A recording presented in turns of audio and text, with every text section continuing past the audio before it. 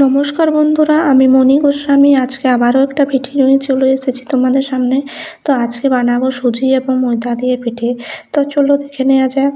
প্রথমে একটা পাত্রে পুরো সুজিটা ঢেলে নিয়েছি এবং তার মধ্যে 1 চামচ মতো ময়দা দিয়ে দিলাম এবং হাতে করে ভালো করে মিক্স করে নিলাম।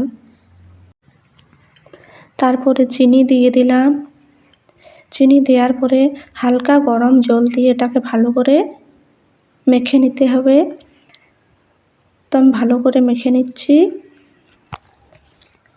ভালো করে দেখো, ভালো করে মাখা হয়েছে।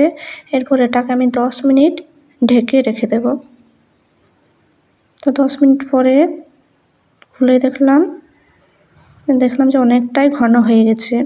তো এটার মধ্যে আমি আবারও হালকা করে জল দিয়ে দিলাম এবার ভালো করে গুলে নিলাম। অন্যদিকে কড়াইয়ে তেল আমি গরম হতে দিয়েছি। তো দেখো তেল গরম হয়ে গেছে। এরপর আমি 1 চাটু করে ব্যাটারটা দিতে থাকবো। এটাতে একটা একটা করে দেব। তো দিয়েছি আমি সুজির মধ্যে ময়দা এই কারণে দিয়েছি যাতে একটু ফুলকো ফুলকো হয়, তার জন্য।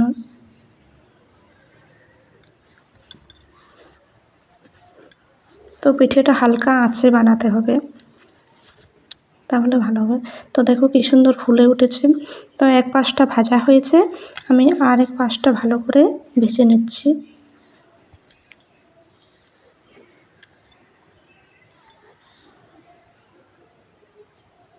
তো দেখো ভাজা হয়ে গেছে। তো তুলে রেখে দেবো এটাকে।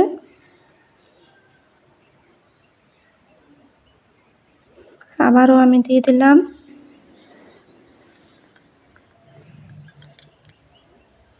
এমনিভাবে একটা একটা করে ভেজে নিতে হবে।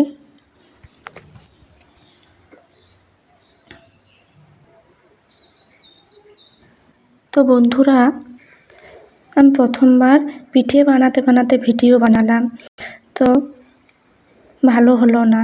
তো আমি আবারও বানাবো পিঠেটা, তখন আবারও ভালো করে ভিডিও বানাবার চেষ্টা করব। তো বন্ধুরা, আমি নতুন, আমাকে একটু সাপোর্ট করবে সবাই। আমিও সবার পাশে থাকতে চাই, আমারও পাশে থেকো। তো কমেন্টে অবশ্যই জানাবে ভালো হয়েছে কি না।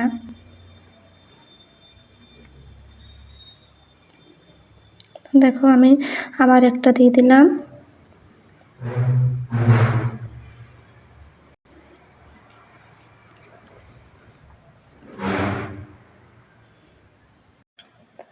তো দেখো বন্ধুরা, এটাও ভালো করে ফুলে উঠেছে।